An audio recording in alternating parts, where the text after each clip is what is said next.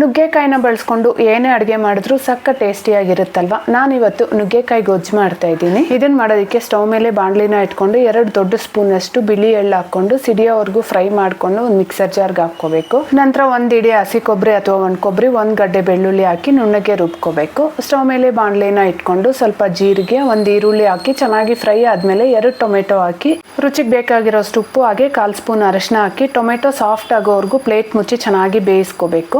ನಂತರ ಕಟ್ ಮಾಡಿ ಇಟ್ಕೊಂಡಿರೋಂಥ ನುಗ್ಗೆಕಾಯಿನ ಸಹ ಹಾಕ್ಕೊಂಡು ನುಗ್ಗೆಕಾಯಿನ 1 2 3 ನಿಮಿಷ ಎಣ್ಣೆಯಲ್ಲೇ ಫ್ರೈ ಮಾಡ್ಕೋಬೇಕು. ನಂತರ ಒಂದು ಚಿಕ್ಕ ಗ್ಲಾಸಷ್ಟು ನೀರು ಹಾಕ್ಕೊಂಡು ಪ್ಲೇಟ್ ಮುಚ್ಚಿ ನುಗ್ಗೆಕಾಯಿ ಒಂದು ಅರ್ಧ ಬೇಯೋವರೆಗೂ ಬೇಯಿಸ್ಕೋಬೇಕು.